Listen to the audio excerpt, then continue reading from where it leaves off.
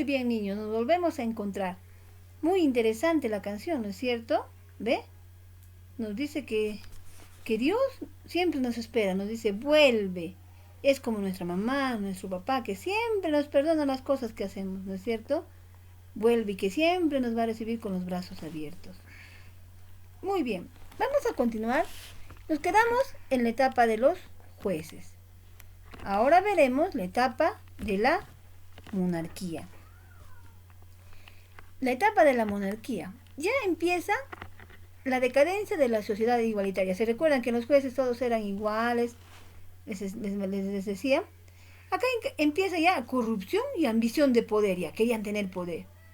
Desigualdades entre grupos, presión de otras naciones.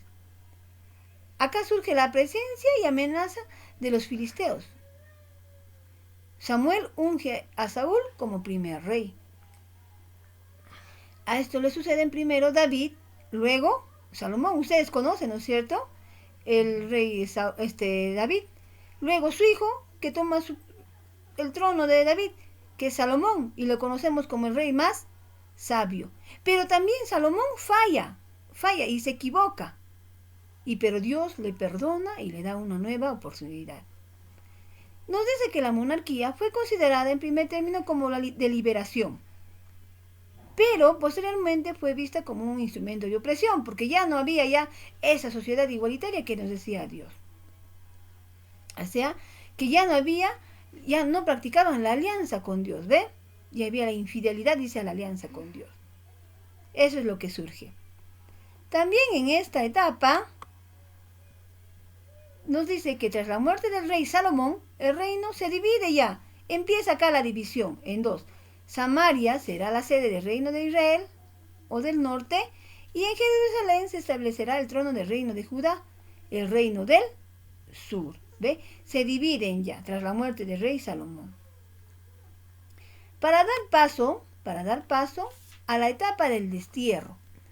¿Qué es la etapa del destierro?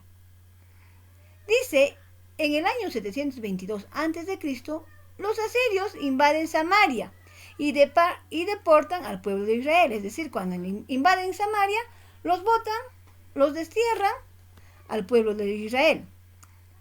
Al ser obligado a convivir con otros pueblos, de la unión de todos ellos surgen los samaritanos. En el año 597, los babilonios arrasan Jerusalén. La población es desterrada a Babilonia. El rey es destronado. El templo y junto con él el arca de la alianza. ¿Recuerdan del arca de la alianza de Moisés que les tenían? Son destruidos. ¿Ve? El templo y el arca de la alianza son destruidos. Durante ese tiempo es fuerte la actividad de los profetas. Ahí surgen ya los profetas, que ayudan al pueblo a no perder su fe y hacer una relectura del pasado, recordar todo lo que han sufrido. ¿Ve? Acá surge una fuerte labor de los profetas, ¿ya? De los profetas, no se olviden. Acá surgen los profetas. También podemos decir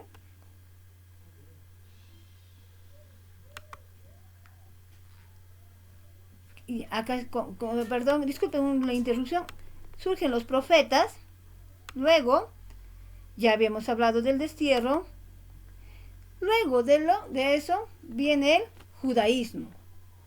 El judaísmo. ¿Qué es el judaísmo? Dice que Ciro, rey de los persas, domina Babilonia. Permite que Israel regrese a su tierra. ¿Ve? Él permite que el pueblo de Israel regrese a sus tierras. Comienza la reconstrucción del templo y del sacerdocio. Es el tiempo del judaísmo. Todo gira en torno al cumplimiento de la ley. ¿De qué ley? De los 10 mandamientos. Ahí ya surge el tiempo de los escribas. ¿Ya ustedes se acuerdan de los escribas que lo condenan a Jesús? ¿Ve? Ahí están esos sacerdotes y todo. Y ahora, pero Israel no domina su nación, sino que está dominado por otros pueblos. Nos dice que a la caída de los persas, el dominio pasará a manos de los macedonios. Quien lo dirigía a los macedonios era Alejandro Magno. Luego, a los Ptolomeos de Egipto, a los seleucidas, imperio helenístico, y finalmente a los romanos. Y es en el imperio romano bajo cuyo dominio nace Jesús. ¿Ve? ¿Se dan cuenta cuánto ha sido nuestro proceso de historia de nuestra salvación? Han habido diferentes personas, diferentes acontecimientos, para que en el tiempo ya de los romanos, va a nacer Jesús. Ustedes saben, Jesucristo nos dice que Dios ama tanto al mundo que entregó a su Hijo, a su único Hijo, para que todo el que cree en Él no muera, sino que tenga vida eterna. Nos dice que Jesús nace bajo el reinado del rey Herodes, ¿se acuerdan? El rey Herodes. Dice, la expectativa mesiánica era diferente en cada grupo social. Un Mesías justiciero. O sea, ¿qué pensaban? Que el Salvador, el Mesías, el Salvador, iba a ser un Mesías justiciero, que se iba a enfrentar, eso pensaban el judaísmo, pues lo que hablábamos anteriormente. Ellos, los judíos, pensaban que este Mesías que iba a venir se iba a enfrentar al poder romano, ¿ve? Y que ponga el cumplimiento de sus leyes, de sus mandamientos. Y ellos pensaban los judíos, que este Mesías iba a venir, iba a sentarse con todo su poder, que él iba a ser, que iba a ser rey, que iba a gobernar. Ellos pensaban eso. Pero ese no era el plan de salvación de Dios, ya con esta nueva alianza. Era que todos sigamos a Dios, que todos practiquemos los 10 mandamientos y todas aquellas leyes que nos enseña Dios. Nos dice que Jesús a los 30 años inicia su actividad profética. Pero no ya desde muy pequeño él hablaba, siempre manifestaba todo lo que era el reino de Dios. Manifiesta una fuerte predilección por los pobres, Jesús, enfermos y excluidos, ¿ve? Por eso es que no lo aceptaban los judíos, porque ellos no podían creer que él pueda reunirse con los pobres, con los enfermos. No lo podían creer, porque como ya lo manifestaba anteriormente, ellos creían que se iba a sentar en el trono, que él iba a ser el rey, que le iba a votar al rey, por ejemplo a Herodes, lo iba a votar y él se iba a sentar en su trono. Y eso no era así. El reino de Dios no es así, sentarse, ser rey. El reino de Dios es otro. También recordemos que Jesús reúne, dice, un grupo de discípulos, hombres y mujeres, para formar una comunidad y los envía a predicar.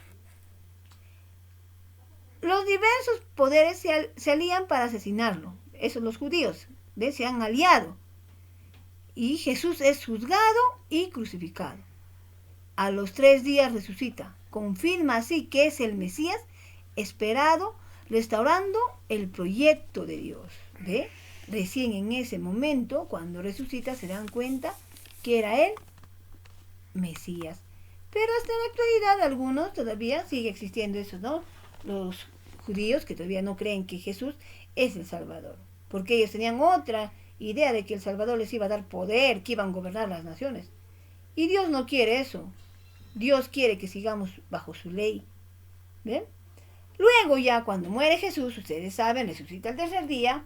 Ya habíamos hablado clases anteriores sobre, por ejemplo, del Pentecostés, ¿ve?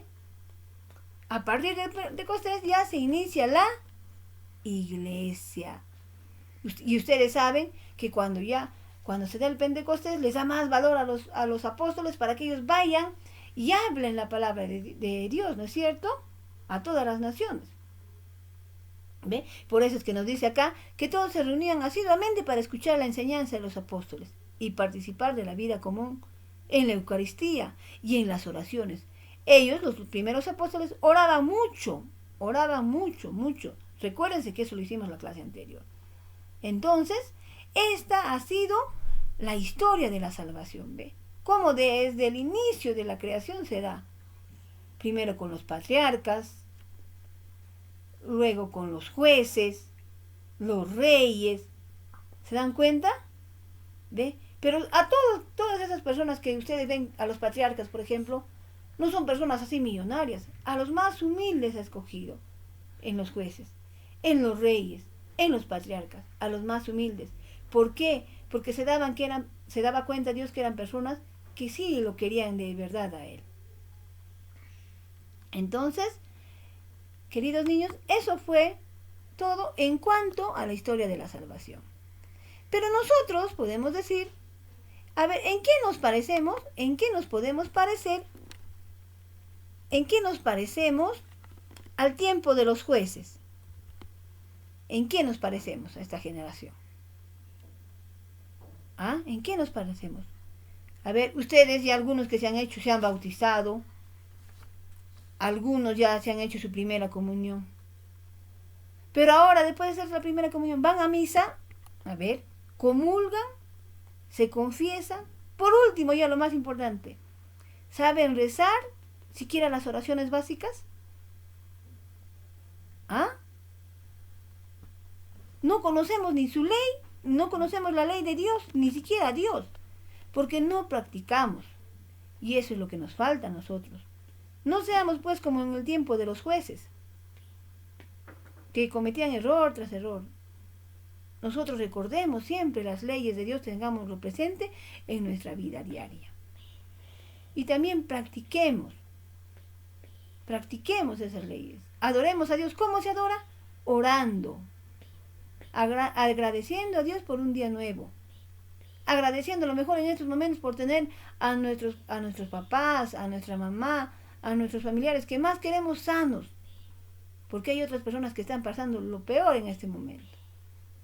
Entonces, y como nos decía la canción, vuelve. Nosotros vamos a volver arrepentidos a Dios a pedirle perdón y Él nos va a recibir con los brazos abiertos. Y ustedes ya son niños de 6º grado. Entonces, espero esto les sirva de reflexión. Muy bien, queridos niños, la clase del día de hoy ha terminado. A continuación les dejo la actividad y no se envíen de olvidar a mi WhatsApp personal. Nos vemos, queridos niños, y hasta la próxima.